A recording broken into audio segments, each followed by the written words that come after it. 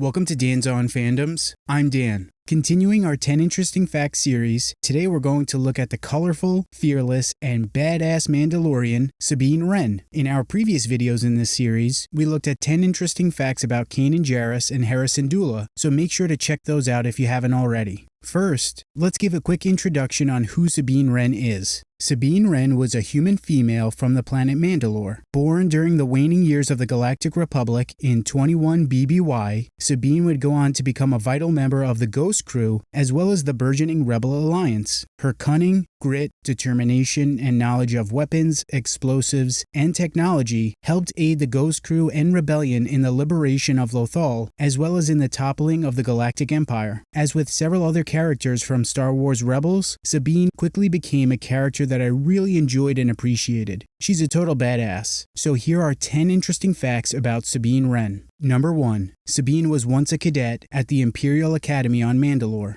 As a youth, Sabine believed in the Empire and joined the Imperial Academy on Mandalore. During her time as a cadet, Sabine studied the tactics used by the Mandalorian Protector's leader Fen Rao during his time fighting in the Clone Wars, as well as the tactics used by the Twi'lek Resistance leader Cham Syndulla, Hera Syndulla's father. Putting her technical skills to use, Sabine would go on to create a new arc pulse generator, a super weapon for the Empire that she named the Duchess, after the late Duchess Satine of Mandalore. This weapon was able to target Beskar alloy used in creating Mandalorian armor, which resulted in eviscerating the being that was wearing the armor. Once Sabine learned how this weapon was going to be used against her people, she was racked with guilt for creating it, as Mandalorian armor is viewed as sacrosanct amongst Mandalorians. Sabine then decided to leave the Imperial Academy and was able to escape with the help from her friend, Ketsu Onyo. Before Sabine left Mandalore, she successfully destroyed the Duchess and believed that would be the end of the Empire using the weapon against Mandalorians, or so she thought. Years later, however, the Empire was able to use the research Sabine had conducted and built another arc pulse generator, which was eventually used against her fellow Mandalorians. Sabine and the Ghost Crew were able to successfully destroy the weapon and defeated several Mandalorians that supported the Empire in the process. Number 2. Sabine was estranged from her biological family. After Sabine began to see the true nature of the Empire and learned of their intent to use the Duchess against the people of Mandalore, she began to speak out against the Empire and denounce them. This angered Sabine's family, who had begun to view Sabine as a traitor. Sabine's actions resulted in serious consequences for Clan Wren and Sabine's family. Sabine's father, Ulrich Wren, became a hostage of Viceroy Gar Saxon, the Emperor's hand and the Imperial puppet ruler of Mandalore. Sabine's mother, Ursa Wren, and the matriarch of Clan Wren of House Vizsla, was forced to prove her and her clan's fealty to the Empire. Additionally, her brother Tristan was forced to serve in Gar Saxon's Imperial Super Commandos just so that Sabine's family could remain in Saxon's favor. Because of this, Sabine's family cast her out and shunned her to further prove their loyalty to the Empire. Number 3. Sabine was once a bounty hunter that worked with Ketsu Onyo. Once Ketsu helped Sabine escape the Imperial Academy on Mandalore, they began working together as bounty hunters as a way to earn credits. The two became very close and had dreams of one day working for the crime syndicate Black Sun. However, their plans soon fell apart when Ketsu got greedy and left Sabine for dead after a mission they were on went bad. Sabine then stopped working as a bounty hunter, while Ketsu continued in the trade and was able to eventually work for Black Sun. Years later, Sabine and Ketsu would meet as somewhat adversaries when Sabine and Ezra Bridger were on a mission to obtain and deliver a Gonk droid to Bail Organa, as the Gonk droid had information vital to the rebellion cause. After some time had passed and Sabine and Ketsu were able to restore their friendship, Ketsu would go on to assist the Ghost Crew and the rebellion in various missions, as well as in liberating Lothal and driving the Imperial presence from the planet. Number 4. Sabine was only 16 years old in the first season of Rebels. We're not exactly sure how Sabine crossed paths with the Ghost Crew, but she joined Hera Syndulla, Canon Jarrus, and Gara Zebarelios at a fairly young age. Sabine was born in 21 BBY, and with the first season of Star Wars Rebels taking place between the years of 5 BBY and 4 BBY, that would have made Sabine roughly 16 years old during the first season, maybe 17 by the end of the season. Although the Ghost Crew weren't her biological family,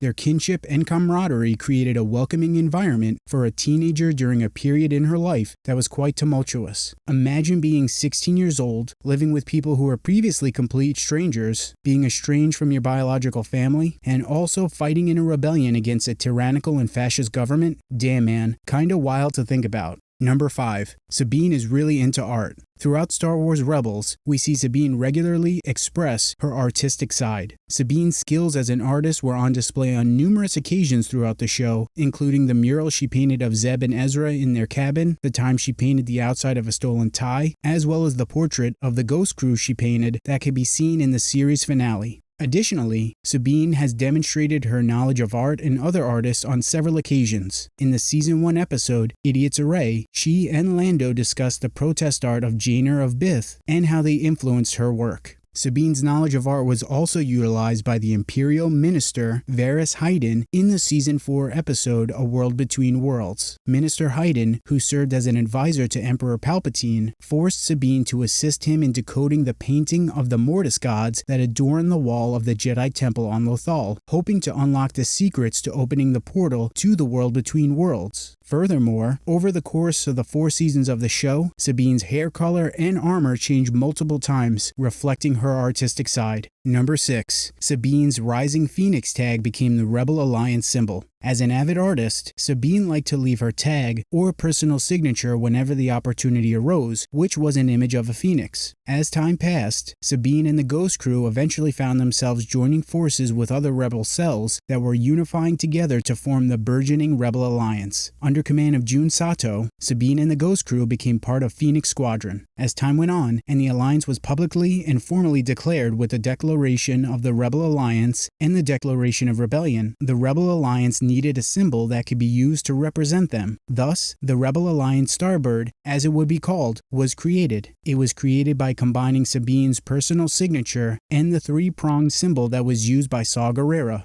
Additionally, Sabine's artwork was also used to create recruitment posters, such as the Fly for Freedom recruitment poster, which was originally a gift that Sabine made for Hera following her promotion to Phoenix Leader. The artwork caught the attention of Rebel leader Mon Mothma, who thought it perfectly exemplified the tenacity and spirit of rebellion pilots. Number 7. Sabine helped a young Wedge Antilles defect from the Sky Strike Academy. Upon obtaining information from one of the Rebel Alliance's Fulcrum agents that Imperial cadets at the Sky Strike Academy on Montrose were planning to defect to the rebellion, Hera assigned Sabine with the mission to help the cadets escape the Imperial Academy. After preparations were made, Sabine was able to infiltrate the academy, where she befriended Wedge and 2 other pilots, before making plans to help the 3 pilots escape. As Sabine began to formulate a strategy to extract Wedge and the other pilots, the Imperial's Governor Arinda Price and the Imperial Security Bureau agent Callus reported to the Academy after ISB had information that several Imperial cadets were planning to defect to the rebellion. Hoping to smoke out Sabine and the cadets looking to defect, Governor Price set a trap for the cadets during a training mission in space. As Sabine and the 3 cadets were getting ready to escape, Governor Price detached the TIE's solar collectors, leaving the TIEs floating in space. Price then had one of the cadets killed before planning to interrogate and torture Sabine, Wedge, and the other cadet. The trio were soon able to evade torture and imprisonment by the hands of Governor Price and Agent Callus, and fled the academy in a TIE bomber, eventually being rescued by Canon, Ezra, and Chopper.